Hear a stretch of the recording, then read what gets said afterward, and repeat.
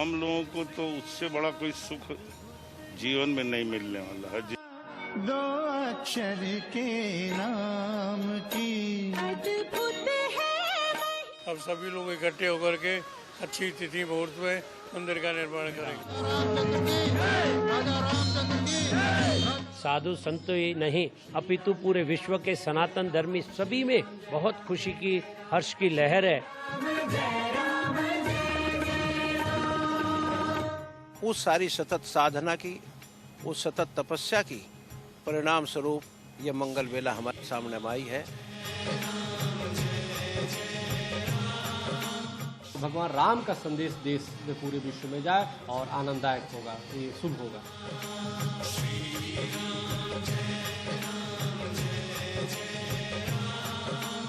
जय श्री राम।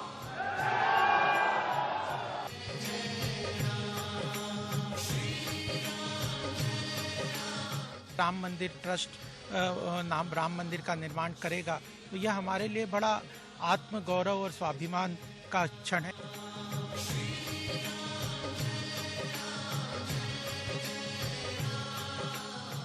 आ गई है शुभ घड़ी, अब जय श्री राम चाहिए, मोदी जी के हाथों मंदिर का शिलान्यास चाहिए। जय श्री राम, जय श्री राम, जय जय श्री राम, जय जय श्री राम। नमस्कार, मैं हूं शहजाद पूनावाला। अयोध्या, सरयू, राम भक्तों और हर हिंदू को जिस शुभ घड़ी का सदियों से इंतजार था, वो इंतजार खत्म होने वाला है। 11 दिन बाद एक बार फिर अयोध्या में राम राज्य की स्थापना होगी। सरयू प्रभु श्री राम के पैरों को स्पर्श करेगी। इस इंतजार की सबसे खास बात यह है कि इस बार कोई विवाद नहीं है, कोई झगड़ा नहीं है। इसे कुछ यूं कह सकते हैं कि भाईचारे का सबसे बड़ा सम्मान अयोध्या का राम जन्म स्थान, क्योंकि राम मंदिर निर्माण में जितना खुश हिंदू है, उतना ही खुश मुस्लिम समाज भी है। झारखंड के गोभक्त और राम कथा वाचक मुस्लिम संत मोहम्मद फैज खान 800 किलोमीटर की पद यात्रा कर रामलला के ननिहाल से भूमि पूजन के लिए माटी ला रहे हैं, तो हिंदू संत पूजन के लिए परंपरागत विधियां शुरू कर चुके हैं। हर धाम, हर तीर्थ का जल, मिट्टी भूमि पूजन के लिए लाया जा रहा है। पूरा हिंदुस्तान एक होकर अब श्री राम का नारा लगा रहा है।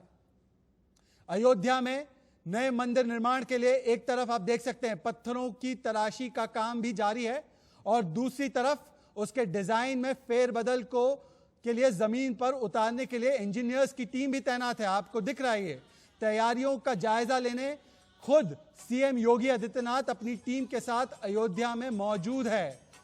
मंदिर के हर पत्थर पर जय श्री राम का नारा लिखा हुआ है, और सरयू अपने प्रभु के इंतजार में पलके बिछाए बैठी हुई है। हम अयोध्या पर अपनी महा कवरेज और चर्चा शुरू करें उससे पहले देखिए सरयू के तट पर संतों का क्या कहना है।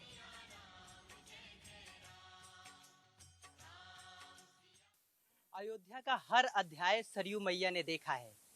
त्रेता युग में भगवान राम का वनवास देखा है, उसके बाद उनका राज दरबार देखा है, और फिर उस विवाद को भी देखा, और विवाद के साथ साथ अयोध्या को कचेरी और कोर्ट के चक्कर लगाते भी देखा। लेकिन अब सरयू मैया अयोध्या में भगवान श्री राम का भव्य मंदिर भी बनते हुए देख रही है, और शायद इसीलिए ये सरयू का किनारा देखिए और सरयू मैया की ये धारा देखिए। सरयू मैया किस तरीके से आज मुस्कुरा रही है। लगता है कि सरयू मैया जिस तरीके से हिलोरे मार रही है, उसे लगता है कि सरयू माँ कुछ कहना चाहती है। आज वो जो दृश्य है सरयू तट के किनारे, उससे साफ है कि सरयू माँ बेहद खुश है, और जो सारी चीजें आज तक उन्होंने देखी है, अब जाके उनको सुकून मिला है। तो क्या कहती है सरयू मैया, आपकी बातों से अगर मैं जानना चाहूँ। अरे बोले धरती, बोले है अंबर, बोले पवन पुरवैया, बोले है धरती बोले है अंबर, बोले पवन पुरवैया, जय श्री राम का नारा अवध में बोल रही है भैया, जय श्री राम का नारा अवध में बोल रही है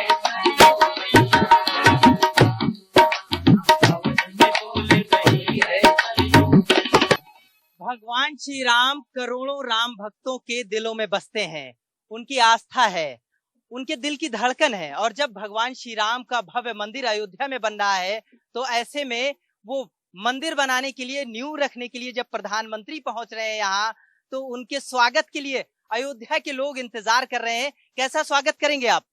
इसको भी हम लोग गा के ही बताएंगे गुरु चेला। एक बार बोलेंगे जय श्री राम। अरे राम जी का मंदिर बन रहा, राम जी का मंदिर बन रहा है, और बोले मेरे राम की अयोध्या आ गई है शुभ घड़ी, अब जय श्री राम आ गई है शुभ घड़ी, अब जय श्री राम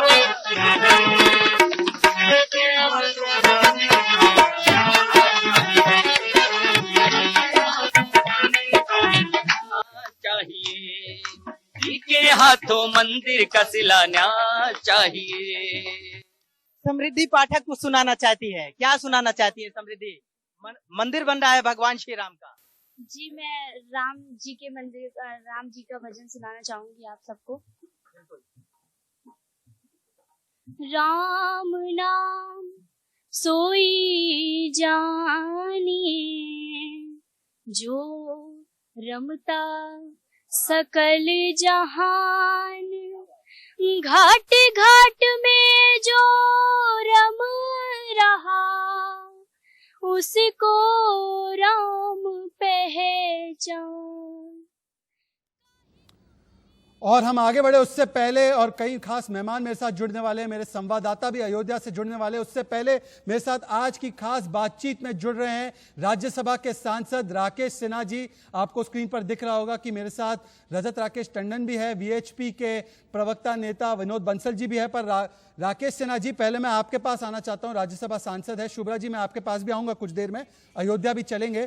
पर राकेश सिन्हा जी, ये बताइए कि आज योगी आदित्यनाथ अयोध्या में है, क्या मायने निकलते हैं इस पूरी ट्रिप के? और 5 अगस्त को जो भूमि पूजन होने वाली है, क्या बरसों का इंतजार खत्म होगा? देखिए, वास्तव में जो राम मंदिर का निर्माण हो रहा है, उसे सभ्यताई सांस्कृतिक परिप्रेक्ष्य में देखना चाहिए। और उसी सभ्यताई सांस्कृतिक परिप्रेक्ष्य में देखने के लिए भारतीय राज्य से जुड़े हुए जो भी पक्ष हैं, उसका योगदान अपेक्षित है। इसके 2 महत्वपूर्ण कारण हैं। देखिए, इससे 2 संदेश हैं। भगवान राम, जिनके बारे में कहा जाता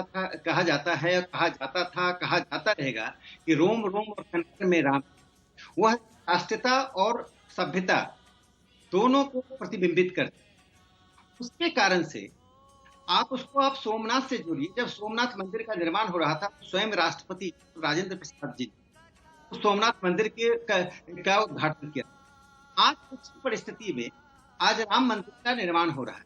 तो मुझे लगता है कि राम मंदिर के निर्माण में जो 400-450 वर्षों की एक त्याग, तपस्या और संघर्ष का काल था, वो आज समापन पर है और एक नए युग की शुरुआत हो रही है। जिस भगवान राम से दूसरी जो महत्वपूर्ण बात निकलती है कि भगवान राम इसके भी संकेत हैं कि सौहार्द, सामंजस्य और राम राज्य, सौहार्द, सामंजस्य और राम राज्य के साथ जो भगवान राम का एक नए युग की सूत्रपात होगी। यह मंदिर भारत लोगों को, जिसमें धर्म और संस्कृति दोनों का समन्वय है, उससे ऊपर उठकर लोग उस नए युग में समन्वय के साथ, सौहार्द के साथ एक जीवन यापन।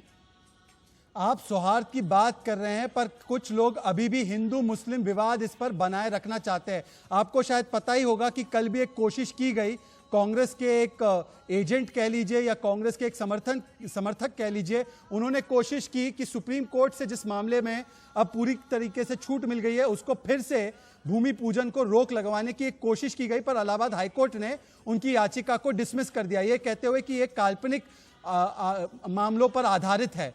तो आपको लगता है कि आज भी कोशिश हो रही है कुछ लोगों के द्वारा? कुछ लोग परेशान नजर आ रहे हैं, हुसैन दलवाई से लेकर शरद पवार तक, दिग्विजय सिंह तक। अभी भी कुछ लोग क्यों इसे हिंदू मुस्लिम में तब्दील करना चाह रहे हैं? राकेश सिन्हा जी। देखिए, राम मंदिर का आंदोलन जबकि हिंदुस्तान के बहुमत मतलब मैं किसी धर्म विशेष से नहीं कहता हूँ, तो हिंदुस्तान के अधिकांश जनता के लिए ये सभ्यता, संस्कृति और अपने अस्मिता का मुद्दा था। लेकिन मुट्ठी भर कुछ राजनीतिक रहे हैं, उनमें उन राजनीतिकों के साथ बुद्धिजीवी और पत्रकारों का वर्ग रहा है जो इसे वोट बैंक का एक कामधेनु गाय समझ। आज उस वोट बैंक का कामधेनु गाय का अंत, इसके कारण से वो पुनः इसको पुनर्जीवित करके खास करके एक खास समुदाय के मस्तिष्क में इस बात को जीवित रखना चाहते हैं कि राम मंदिर का फैसला भले ही न्यायालय के द्वारा हुआ, तथ्यों के द्वारा हुआ, ऐतिहासिक प्रमाणों के द्वारा हुआ है और पूरी तरह से पारदर्शिता के साथ हुआ है, तब भी यह उनकी हार की उस मानसिकता को उनके मन में आरोपित करके स्थायी भाव से रखना चाहते हैं। सिर्फ वोट की लालच में कर रहे हैं, लेकिन इसका दूरगामी प्रभाव समाज में एक विग्रह से होता है। मुझे लगता है कि यह एक ऐसा अवसर है जिसमें सभी राजनीतिक दलों को, सभी प्रकार के संगठनों को, सभी धर्मावलंबियों को भारत की अस्मिता के आईने में देखते हुए इस राम मंदिर का जो 5 अगस्त को का शिलान्यास हो रहा है, उसके प्रति अपनी पूरी तरह से सौहार्द और सहर्षता के साथ सहयोग करना चाहिए।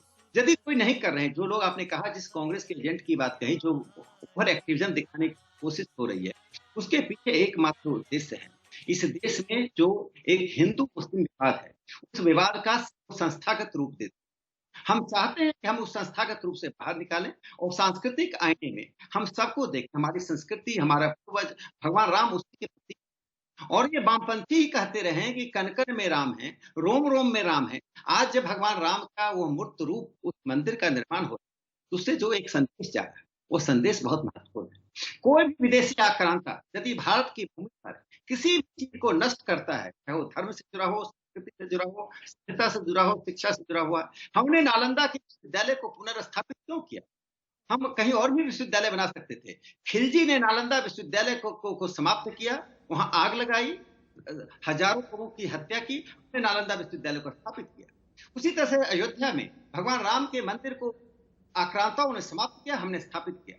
सोमनाथ में आक्रांताओं ने स्थापित किया, हमने उसको डिस्ट्रक्ट किया और हमने स्थापित किया। तो मेरे कहने का तात्पर्य है कि हिंदुस्तान की चौहद्दी कोई विदेशी आक्रांता चाहे, मैं तो यह तक कहता हूँ कि शायद हिंदू पूजा पद्धति से अलग भी किसी हमारे ऐतिहासिक धरोहर का कोई समाप्त करता तो आज हम उसका भी पुनर्निर्माण करते। इसलिए कम से कम उन लोगों के बहकावे, उन लोगों की बातों में कम से कम किसी खास समुदाय के लोगों को नहीं आना चाहिए। हम सब एक संस्कृति, एक पूर्वज, एक राष्ट्र के अंग, उसी का।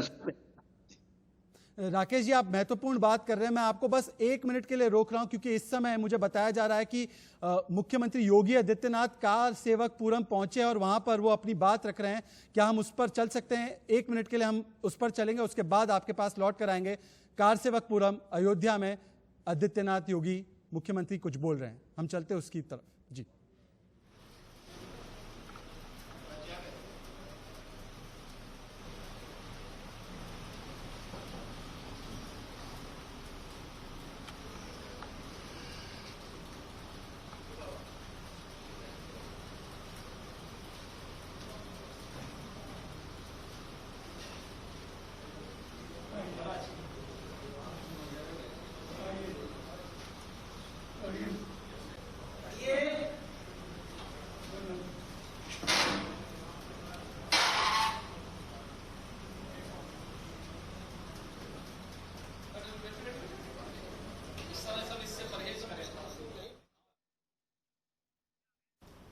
कहीं भी मनाए, अयोध्या नाम उसके साथ जुड़ जाए, अयोध्या नाम उसके साथ जुड़ जाए। कौन क्या कर रहा है इसमें बहुत ज्यादा परवाह नहीं करना, किसी का खंडन मंडन में विश्वास नहीं करना, कुछ नहीं। ये हमारा कार्य जो हमें आगे बढ़ना है, एक सकारात्मक सोच के साथ हमें आगे बढ़ना है और उस कार्यक्रम के माध्यम से देश और दुनिया के सामने अयोध्या को उस रूप में प्रस्तुत कर देना है जिसकी हकदार अयोध्या थी। प्रभुराम के भव्य मंदिर निर्माण के इस शुभ मुहूर्त के लिए जो सौभाग्य हम सबको प्राप्त हो रहा है, मैं सचमुच इस बात के लिए अपने आप को सौभाग्यशाली मानता हूं कि इस आयोजन में हम सबको सहभागी बनने का अवसर प्राप्त हो रहा है। पूज्य महाराज जी का आशीर्वाद इस पूरे कार्यक्रम में प्राप्त हो रहा है। श्री राम जन्मभूमि तीर्थ क्षेत्र के अध्यक्ष पूज्य महाराज जी हैं।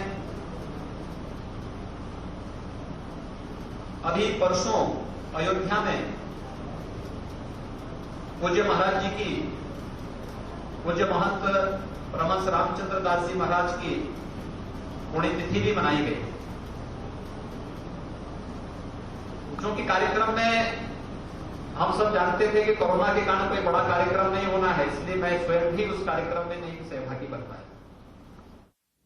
तो भूमि पूजन की तैयारियों का जायजा लेने पहुंचे हैं मुख्यमंत्री योगी आदित्यनाथ। हम लगातार वहां पर चलते रहेंगे, मेरी सहयोगी शुभ्रा के पास भी चलेंगे जिनके साथ साधु संत मौजूद है और उनका भी उत्साह देखने लायक है। पर सबसे पहले हमारे साथ राकेश सिन्हा जी अभी भी जुड़े हुए हैं, तो उनसे बातचीत करने के बाद इस डिबेट को ओपन भी करेंगे। पर राकेश सिन्हा जी, कुछ लोग तो आपसे बड़े नाराज चल रहे हैं, वो कह रहे हैं कि शुभ मुहूर्त नहीं है। 5 अगस्त को 12:15 बजे का जो मुहूर्त आप लोगों ने तय किया है, वो कह रहे हैं कि ये शुभ नहीं है, बल्कि ये जो आधारशिला रखी जा रही है वो दरअसल वो समय गलत है। स्वामी स्वरूपानंद ये कह रहे हैं। तो जो लोग इसका विरोध अभी भी कर रहे हैं उनको कैसे मनाएंगे?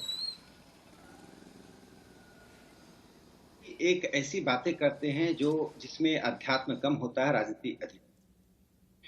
मैं उनको बड़े आदर के साथ कहना चाहता हूँ कि जो अध्यात्म की बातें होती हैं वो सर्वसम्मति से और सभी प्रकार की चीजों को सामने रखकर तय की जाती है।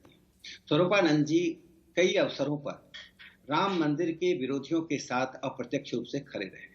आज जब यह एक शुभ मुहूर्त आया, और भगवान राम के लिए तो हर मुहूर्त ही शुभ है, उनकी हर भूमि और हर समय, कण कण और रोम रोम और हर क्षण भगवान राम के लिए समर्पित है। उनका नाम लेकर हम अशुभ को शुभ में परिणत कर देते हैं। और मैं एक बात और कहना चाहता हूँ, देखिए, भारतीय सभ्यता ने अनेक अवसरों पर अपनी सभ्यता की यात्रा में उन आक्रांताओं को देखा है जिन आक्रांताओं ने हमारी स्मृतियों को भी मिटाने की कोशिश की। मैंने इसके 2 ही नाम लिए थे, जिसमें एक नाम नालंदा विश्वविद्यालय का है जो शिक्षा से जुड़ा हुआ है। लगभग 1 लाख पुस्तकों को जला दी गई, लगभग 2000 लोगों की हत्या कर दी गई। और दूसरा नाम मैंने लिया सोमनाथ का, और तीसरा ये अयोध्या। ऐसे अनेक चीजें, लेकिन इस अयोध्या के मसले पर जो एक व्यापक विमर्श हुआ रथ यात्रा के दौरान, उसके बाद वह विमर्श, चूंकि सोमनाथ पर, मैं एक छोटी सी बात कहकर अपनी बात समाप्त करता हूँ, सोमनाथ पर विमर्श से रुक गया। वह विमर्श कुलीनों तक सीमित था। डॉक्टर राजेंद्र प्रसाद, कन्हैया लाल, मानिकलाल मुंशी, सरदार पटेल, गाडगिल एक तरफ थे और जवाहरलाल नेहरू एक तरफ थे। वो नीचे तक डिबेट नहीं आता। उस डिबेट में जो मंदिर के समर्थक थे वो विजय हो। इस डिबेट में जो मार्क्सवादियों ने और इस्लाम के को गलत ढंग से व्याख्या करने वाले लोगों ने जिस ढंग से इसका विरोध किया, जिसके कारण यह डिबेट कुलीनों से नीचे उतरकर भारतीय जनता का, आम लोगों तक पहुंचा, कुटिया तक पहुंचा, महल तक पहुंचा।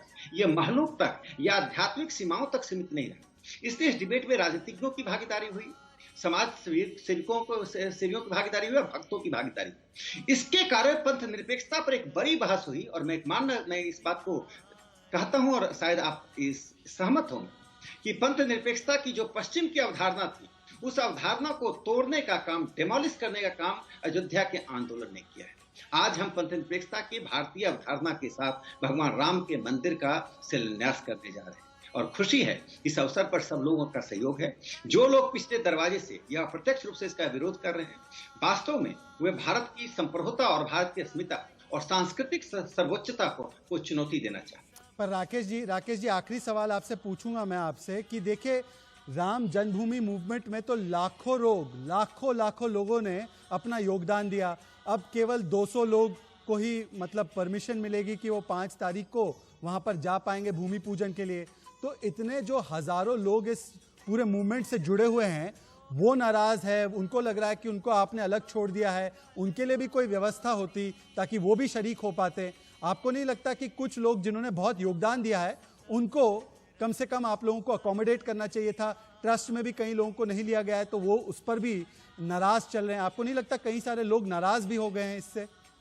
देखिए, हम लोग जीवन के बहुत ही असामान्य दौर से गुजर रहे हैं, जिसको हम कहते हैं एक्स्ट्रा ऑर्डिनरी सिचुएशन। जिस दौर में आप तो देख रहे हैं, पिता पुत्र से नहीं मिल पा रहा है, पति पत्नी नहीं मिल पा रहे हैं, लोग दोस्तों के साथ नहीं मिल पा रहे हैं, और हम इस बात से असामाजिक नहीं हो रहे, हम अध्यात्म से दूर नहीं जा रहे। ना नमाज पढ़ रहे हैं, ना मंदिरों में भीड़ लग रही है, ना गिरजाघर चर्च में लोग जा रहे हैं। इसका मतलब नहीं है कि लोग अध्यात्म से दूर चले गए। कोरोना ने जो एक संकट पैदा किया, उस संकट से निपटने के लिए एक संक्रमण काल है। उस संक्रमण काल की विशेष परिस्थितियों को, उसकी बाध्यताओं को जी, उसकी सीमाओं को हमें समझना चाहिए। इसलिए यह सांकेतिकता 200 लोग नहीं है, पूरे भारत की वही पीढ़ियां जो 400 वर्षों से संघर्ष कर रही, जो आगे आने वाली पीढ़ियां जो भगवान राम के मंदिर से प्रेरणा लेगी, और जो वर्तमान पीढ़ी, उस सबका उसमें सहयोग और सबकी उसमें आत्मा मिश्रित है। और अयोध्या तो हम जब भी जाएंगे भगवान का दर्शन होगा, लेकिन इस असामान्य परिस्थिति में किसी को भी नाराज होने की आवश्यकता नहीं है। देखिए, लोकतंत्र के कई अवसरों पर कई चीजें से टल रही हैं, संसद के अधिवेशन नहीं चल पा रही हैं, तो ये सब स्वीकार करते हैं। इसलिए हेयर स्प्लिटिंग करने की अभी आवश्यकता नहीं है। भावना हमारी भी है, हम सब चाहते हैं अयोध्या पहुंचे इस मुहूर्त पर, लेकिन इलेक्ट्रॉनिक मीडिया के इस युग में, सोशल मीडिया के इस युग में हम नहीं पहुंचकर भी वहां पहुंच जाते हैं। मुझे लगता है कि श्रद्धा से हम अयोध्या में ही उस दिन होंगे 5 अगस्त को, चाहे हम जहां भी बैठे हों, और हमें खुशी होगी कि भगवान राम के मंदिर के निर्माण का वह दिन और तिथि जो वर्षों से लोग हमसे पूछते आ रहे हैं, अब उन्हें मालूम है, तो कम से कम अब कोई विघ्न ना डाले। जी, बहुत बहुत शुक्रिया राकेश जी आपका। और मैं डिबेट ओपन करूं उससे पहले मुझे लगातार मैसेजेस ये आ रहे हैं कि शुभ्रा आपकी सहयोगी जो अयोध्या में है इस वक्त, और उनके साथ 2 खास मेहमान हैं, अयोध्या की आवाज़ एक बार सुना दी जाए। शुभ्रा, एक बार मुझे बताइए कि अयोध्या में अभी इस वक्त क्या चल रहा है, योगी आदित्यनाथ जी वहाँ पर किस तरीके का जायजा ले रहे हैं, और फिर आपके साथ 2 खास मेहमान कौन है और उनकी आवाज़ क्या है, उनकी बात क्या है, वो सुनाइए पूरे भारतवर्ष को। जी बिल्कुल शहजाद, देखिए योगी आदित्यनाथ का ये जो दौरा है वो बहुत महत्वपूर्ण है। आगे की जो पूरी रूपरेखा है वो तय हो जाएगी इससे, और 5 तारीख को प्रधानमंत्री नरेंद्र मोदी का आगमन है। उससे पहले योगी आदित्यनाथ का ये दौरा इस बात को दिखाता है कि जिस तरह के भी सवाल खड़े हो रहे हैं, जिस तरह के भी इंतजाम किए जाने हैं, उसमें कोई कोर कसर सरकार नहीं छोड़ना चाहती, और तमाम एहतियातों के बीच इस आयोजन को इतना भव्य बनाना चाहती है सरकार, ताकि सब लोग इसकी तरफ आकर्षित हों और सबका मन प्रफुल्लित हो। और अगर बात प्रफुल्लित होने की है, जब से ये घोषणा हुई है शहजाद की यहाँ पर भव्य राम मंदिर बनने जा रहा है, उसका भूमि पूजन होने जा रहा है, तब से ही पूरी अयोध्या प्रफुल्लित है। अयोध्या का रोम रोम प्रफुल्लित है, सरयू माँ प्रफुल्लित हैं। अयोध्या के जो निवासी हैं उनमें जो उत्साह है, जो साधु संत हैं उनमें जो खुशी है, उसको शब्दों में बयान नहीं किया जा सकता। और इसीलिए मैं ज़्यादा वक्त ना लेते हुए, उस प्रसन्नता को शब्दों में ना पिरोते हुए, मैं चाहती हूँ कि उसकी सुरमय प्रस्तुति अगर हो जाए तो इससे बेहतर और कुछ नहीं होगा। और इसीलिए हमारे साथ 2 मेहमान जुड़े हुए हैं। देवेंद्र दास जी हमारे साथ हैं, भजन गायक, और इसके साथ ही महंत ब्रजमोहन दास भी हमारे साथ जुड़े हुए हैं। देवेंद्र दास जी, सरयू तट पर हम लोग हैं, और जब से मैं अयोध्या आई हूँ तब से एक बात मैंने देखी है, गौर की है कि सरयू माँ का जो उफान है, जो तीव्रता है, जो वेग है, वो देखने लायक है। क्या ये प्रसन्नता है राम मंदिर निर्माण की? 500 वर्षों का ये इंतज़ार ख़त्म हो रहा है। इसे अगर आप सुरमय प्रस्तुति में बताना चाहें दर्शकों को। देखिए, सरयू माता की लहरें तो बिल्कुल छम छम करके नाच रही हैं, ऐसा आप सामने देख सकती हैं। और पूरे अवध में नहीं, पूरे विश्व में जितने भी श्री राम भक्त हैं, इतनी खुशी है कि कितने वर्षों की तपस्या सफल हुई है कि हमारे ठाकुर जी के मंदिर का शुभ निर्माण होने जा रहा है, शुभारंभ होने जा रहा है। और वो भी भारत के सुयोग्य प्रधानमंत्री माननीय श्री नरेंद्र मोदी जी के कर कमलों द्वारा 5 अगस्त को तारीख तय है कि भूमि पूजन होना है। इसको अगर हम भजन की पंक्ति में बताएं तो हमारे पूज्य महाराज श्री हमारे बगल में बैठे हुए हैं, महाराज जी भी भजन गुनगुनाएंगे मेरे साथ। कि सरयू का किनारा है, निर्मल जलधारा है, प्रभु राम का बनेगा मंदिर, संकल्प हमारा है। प्रभु राम का बनेगा मंदिर, संकल्प हमारा है। नगरी है अयोध्या सी, रघुकुल सा घराना है, जहाँ चरण है राघव के, वहाँ मेरा ठिकाना है। जहाँ चरण है राघव के, वहाँ मेरा ठिकाना है। प्रत्येक अवध के वासी के मन की यही अभिलाषा है और यही भाव है कि हे प्रभु, हर जन्म में वास मिले सरयू तीर का, हम सब प्रजा हो अवध की और राज्य हो रघुवीर का। क्या बात है। बहन जी आप भी बिल्कुल, मैं आपको सुमन जी ये बताऊंगा कि कोट कल्प काशी बसे और मथुरा कल्प हजार और एक निमित्त सरयू बसे तो तुले न तुलसीदास। आज माँ सरयू के घाट पे जिस तरह आपके कैमरे में दिखाई दे रही है, माँ एकदम सरयू एकदम खुश है। वो क्यों खुश है? उन्होंने पूरा संघर्ष देखा है।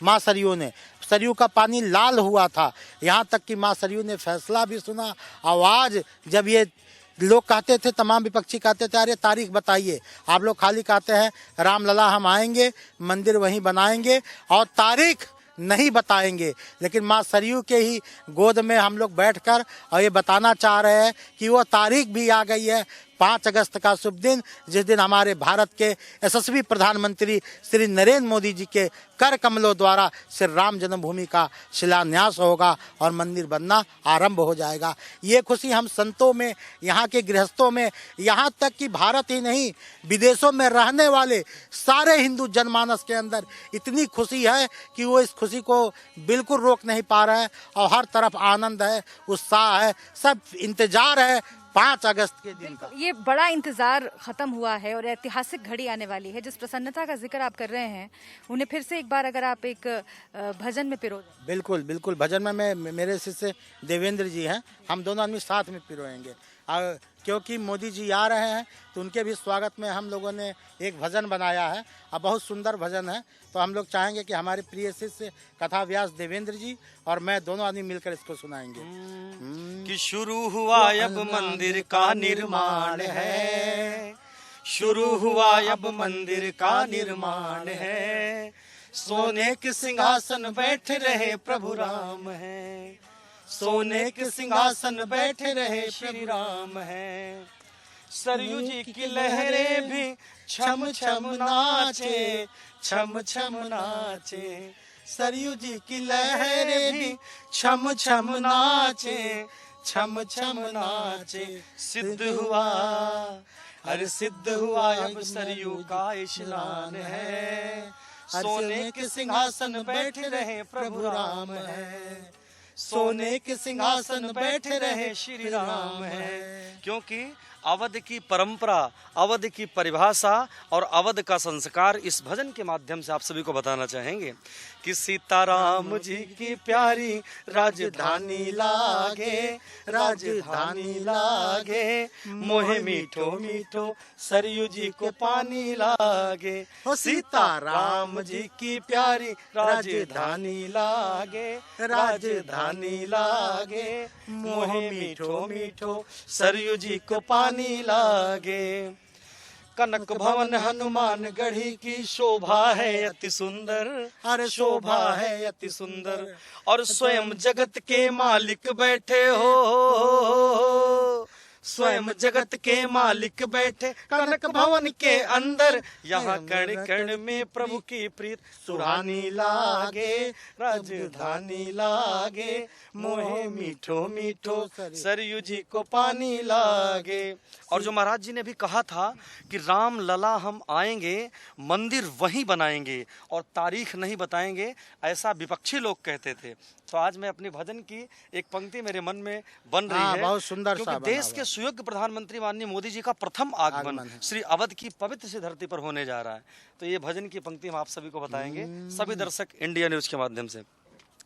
राम लला हम आ गए हैं, मंदिर यहीं बनाएंगे, राम लला हम आ गए हैं, मंदिर यहीं बनाएंगे, कान खोल कर सुन ले विपक्षी तारीख भी बताएंगे, कान खोल कर सुन ले विपक्षी तारीख भी बताएंगे, 5 अगस्त को सुनहरा ये अंजाम चाहिए, 5 अगस्त को सुनहरा ये अंजाम चाहिए, मोदी जी के हाथों, योगी जी के हाथों मंदिर का शिलान्यास चाहिए, अब अयोध्या में राम मंदिर का निर्माण चाहिए। क्योंकि हमारे अवध के बसे हुए एक एक व्यक्ति के जो संस्कार में भरा हुआ है कि सीताराम सीताराम कैसे कहते हैं, उठते सोते जागते आते जाते मिलते कभी भी मधुर मधुर शुभ्रा जी, सीताराम एक बात तो तय है शुभ्रा की संतों में बड़ा उत्साह है, अयोध्या में बड़ा उत्साह है, 5 तारीख का इंतजार है,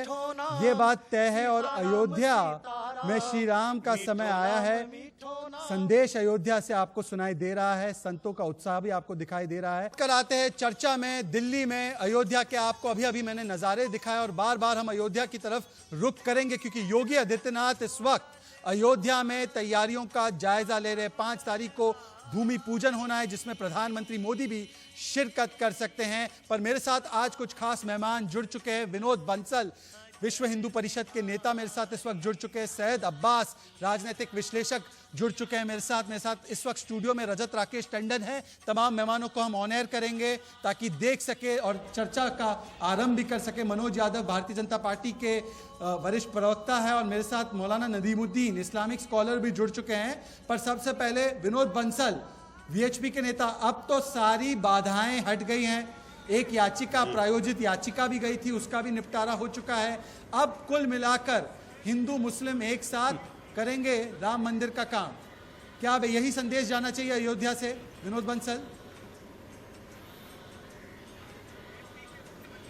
देखिए, 5 तारीख को जो प्रभु श्री राम की जन्मभूमि पर जो कुछ होने जा रहा है वो 500 वर्ष के इतिहास और उसके संघर्ष की एक अनुपम गाथा के बाद में अभी एक हर्ष का उल्लास का समय है। संपूर्ण विश्व में फैले राम भक्तों को, ये आवाज इको हो रही है थोड़ा सा, जरा मैं कहूंगा टेक्निकल टीम को ठीक कर दे। और ये जो प्रभु श्री राम के मंदिर के लिए जो काम शुरू हो रहा है उस मंदिर के संदर्भ में संपूर्ण देश जो है टकटकी लगाए बैठा है कि कब प्रधानमंत्री पहुंचते हैं और कब वो पूजा शुरू करते हैं और कैसे पूजा करेंगे।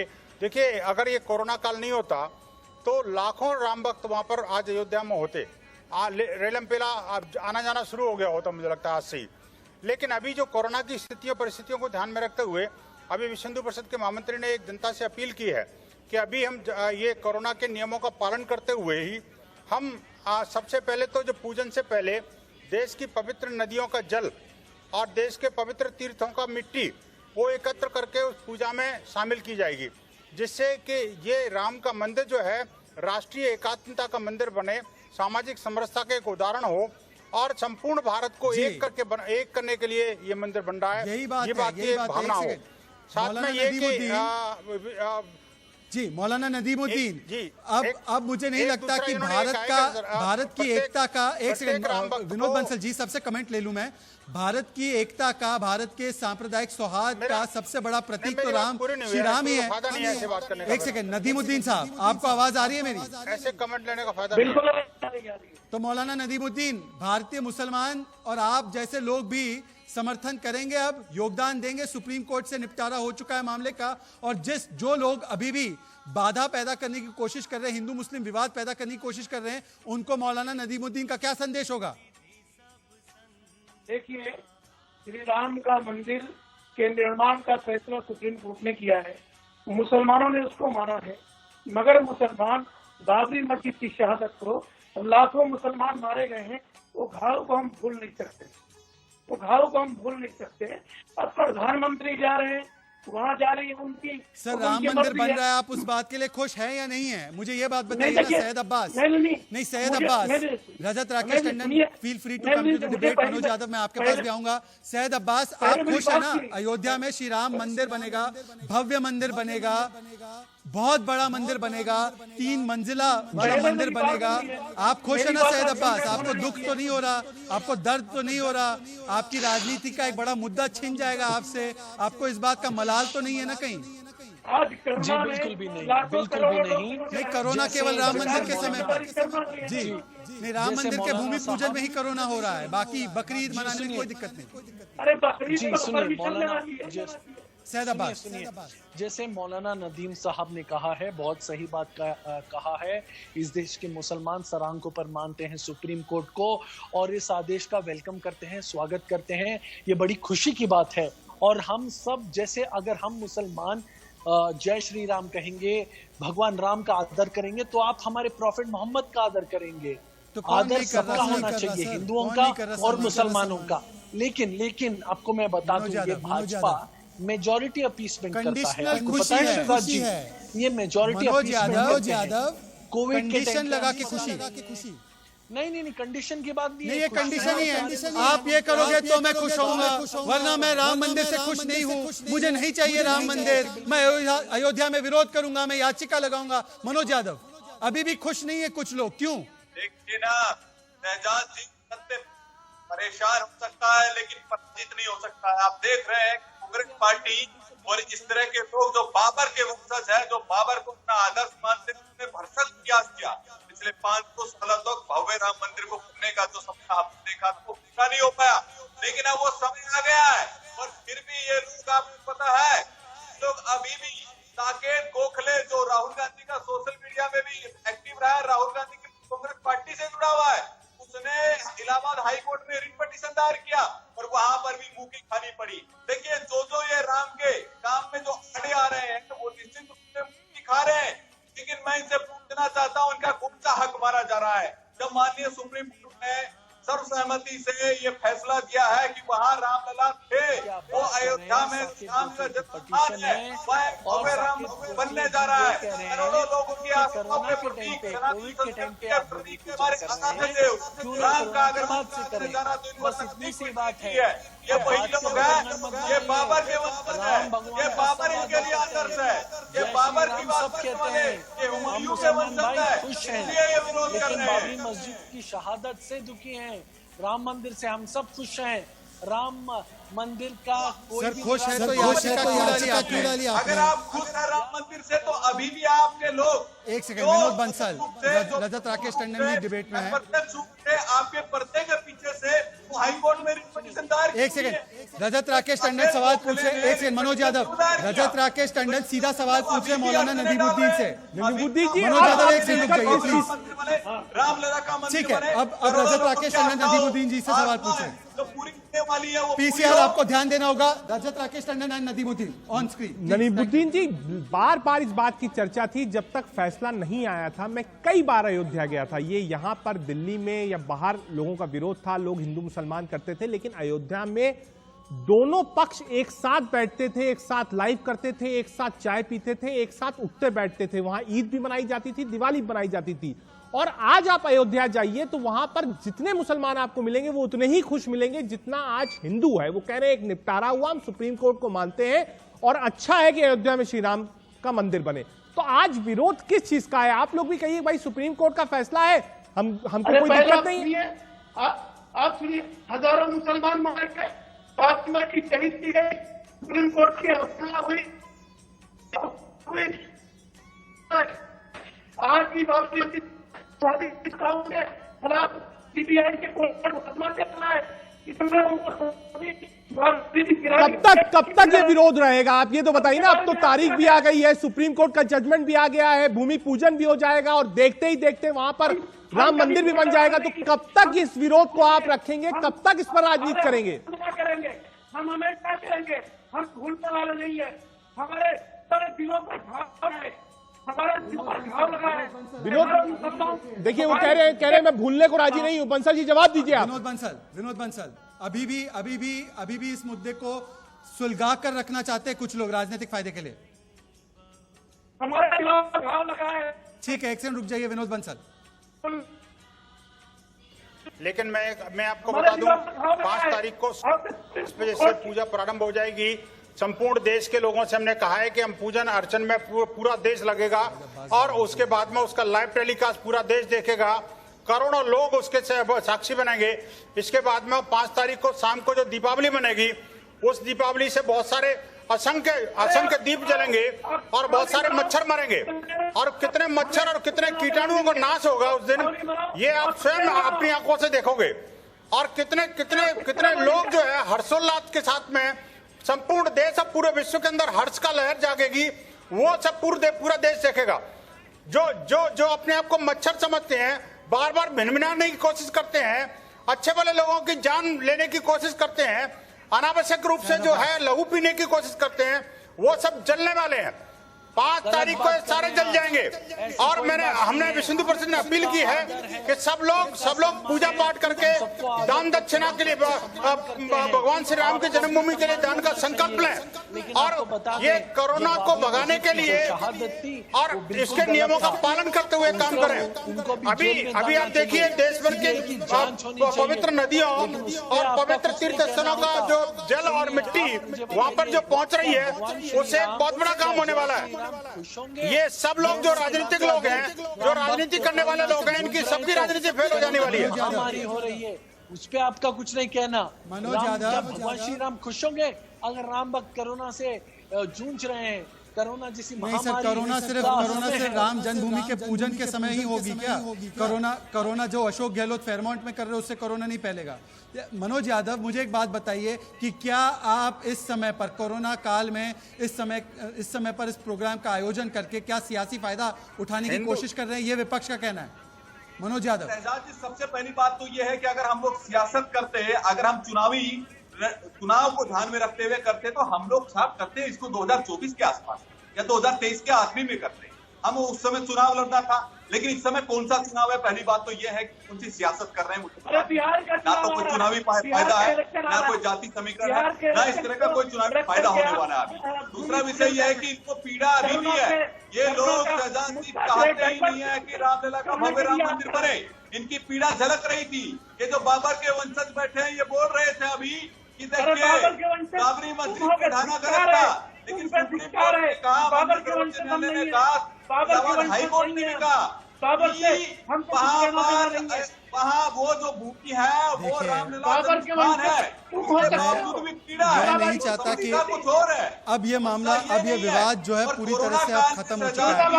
रजत फाइनल शुभ्रा के पास चलेंगे। क्या ये सबसे ऐतिहासिक दृश्य होगा 5 अगस्त का, जो दृश्य आएगा जहां पर प्रधानमंत्री होंगे, योगी आदित्यनाथ होंगे, राम जन्मभूमि के जो सबसे बड़े बड़े नेता है जिस अभियान को चलाने वाले, क्या वो एक ऐतिहासिक पल होगा इस देश के इतिहास में? इससे बड़ा एक दृश्य हमें नहीं दिखेगा?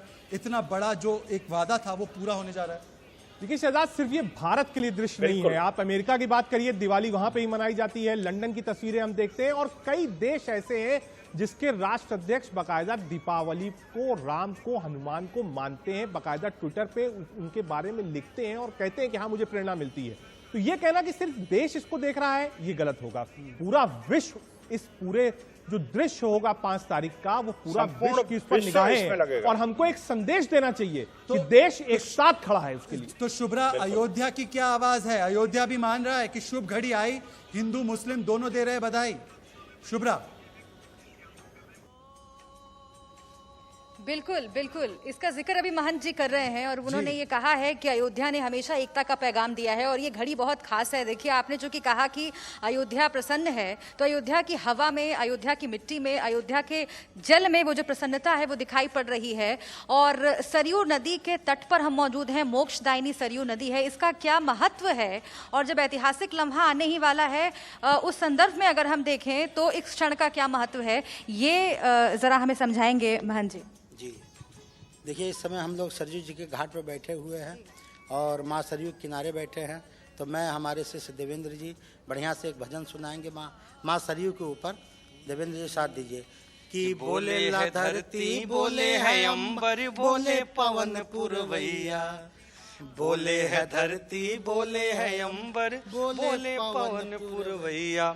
जय श्री राम का नारा अवध में बोल रही है सरयू मैया। जय श्री राम का नारा अवध में बोल रही है सरयू मैया।